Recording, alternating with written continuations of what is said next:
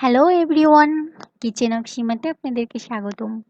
আজকে আমি দেখাবো কিভাবে লাউ শাক দিয়ে মসুরের ডাল রান্না করা যায় এবং যা কিনা খুবই লো ফ্যাট।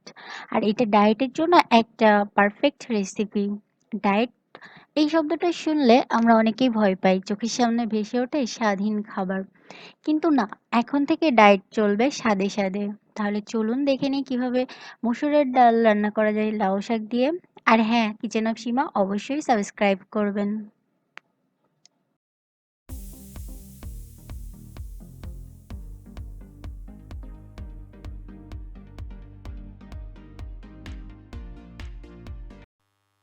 আজকে আমি দেখাবো কিভাবে লাউ শাক দিয়ে মসুরের ডাল রান্না করতে হয়। এর জন্য আমাদের লাগছে লাউ শাক। এখানে আমি শাকগুলোকে ভালো করে ধুয়ে নিয়ে তারপর কেটে নিয়েছি। শাক আর ডাঁটা আলাদা করে রেখেছি। আমি শাককে খুব বেশি কুচি করিনি, বড় বড় করে কেটেছি। লাগছে মসুরের ডাল। এখানে আমি প্রায় হাফ কাপ মতো মসুরের ডাল নিয়েছি। লাগছে লবণ স্বাদ মতো। পেঁয়াজ কুচি, বড় পেঁয়াজ ২টা মোটা মোটা করে কেটে নিয়েছি। কাঁচা মরিচ ৬-৭টা, জিরা গুঁড়ো হাফ চা চামচ, রসুন ৭-৮ কোয়া মতো, লাল মরিচের গুঁড়া, হলুদের গুঁড়ো। এবার প্রথমে আমি একটি পাত্রে জল নিয়ে দিয়ে তার মধ্যে দিয়ে দিচ্ছি ডাঁটাগুলো, লাউ শাকের যে ডাঁটা সেটা, আর দিয়ে দিচ্ছি মসুরের ডাল। ডালটা ভালো করে ধুয়ে রাখা। আপনি চাইলে আধা ঘন্টা ভিজিয়েও রাখতে পারেন, তবে মসুরের ডাল তাড়াতাড়ি সেদ্ধ হয়। দিয়ে দিচ্ছি ১ চা চামচ মতো জিরা গুঁড়ো,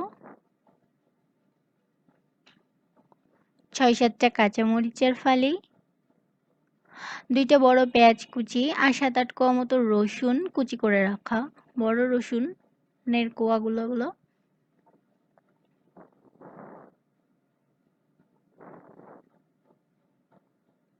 দিয়ে দিচ্ছি লবণ। এখানে আমি ১ চা চামচ মতো দিয়েছি, পরবর্তীতে আরও দিব।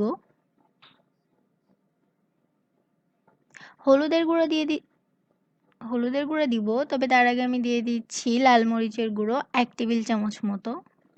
আপনি ঝাল কম বেশি করতে পারেন।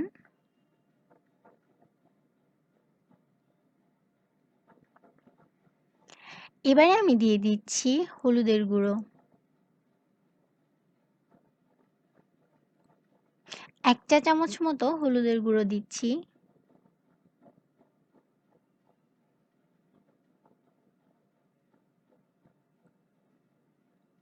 এবার সব একসঙ্গে মিশিয়ে চুলাতে জাল বাড়িয়ে এটাকে সেদ্ধ করে নিব। ডাল অর্থাৎ মসুরের ডাল আর ডাঁটাটাকে আমি আগে ভালো করে সেদ্ধ করে নিচ্ছি, যেহেতু ডাঁটা সেদ্ধ হতে একটু বেশি সময় নেয় সেজন্য। এখানে চুলার আঁচ আমি বাড়িয়ে রেখেছি। এবার ডালটা যখন একটু সেদ্ধ হয়ে আসবে প্রায়, তখন আমি এতে দিয়ে দিচ্ছি লাউ শাকের পাতাগুলো বড় বড় করে কেটে রাখা। আপনি চাইলে কুচি করেও কাটতে পারেন, তবে একটু বড় করে কাটলে সমস্যা নেই, ভালোই লাগে। এবার আমি শাকটাকেও এর সঙ্গে সেদ্ধ করে নিচ্ছি।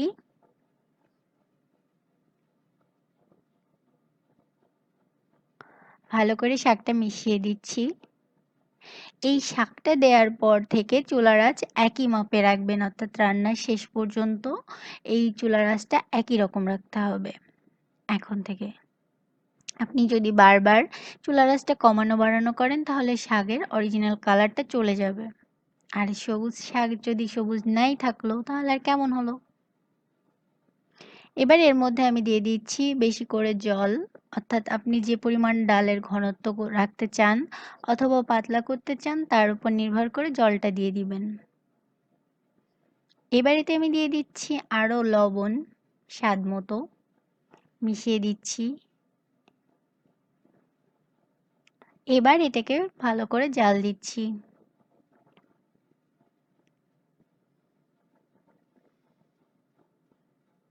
দেখুন আমার ডাঁটা, ডাল প্লাস শাক সবকিছুই কিন্তু ভালোভাবে একসাথেই সেদ্ধ হয়ে যাচ্ছে। এটাকে একটু বারে বারে নেড়ে চেড়ে দিচ্ছি।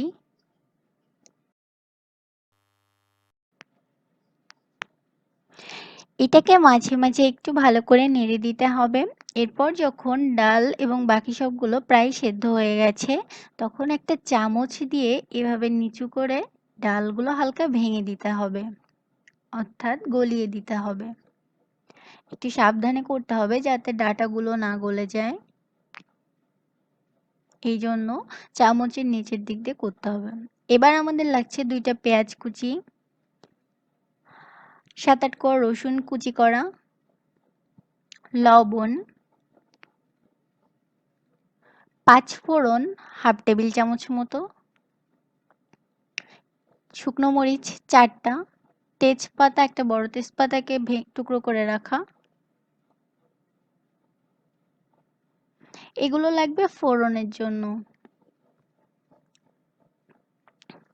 এভাবে চামচ নিচে দিয়ে কিছুটা ডাল গলিয়ে দিতে হবে, এতে করে এর ঘনত্বটা ভালো হবে।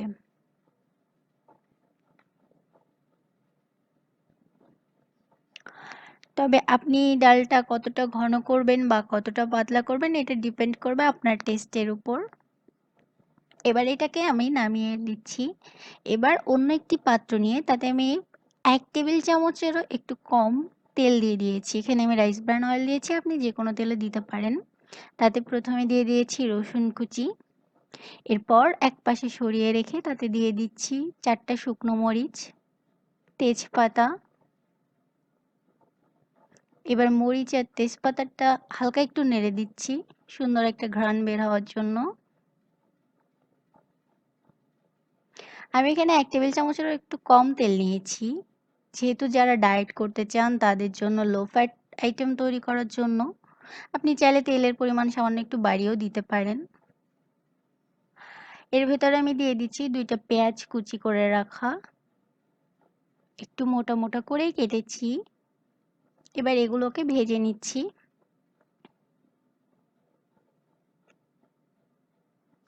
পেঁয়াজটা একটু ভাজা ভাজা হয়ে আসলে তার মধ্যে আমি দিয়ে দিচ্ছি প্রায় হাফ টেবিল চামচ মতো 5 ফোড়ন।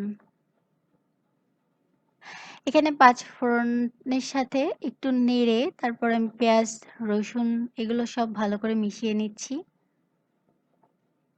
খুব সুন্দর একটা ঘ্রাণ বের হবে। এবার পেঁয়াজগুলো একটু হালকা লালচে করে ভাজা হলে আমি এটাকে নামিয়ে নিচ্ছি।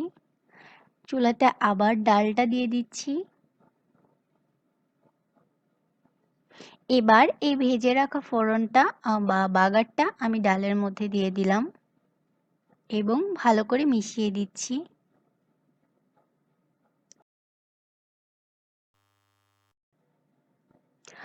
চামচ দিয়ে বাগার দেওয়াটা অর্থাৎ ভাজা পেঁয়াজ রসুনটা ডালের সঙ্গে খুব ভালো করে মিশিয়ে দিচ্ছি।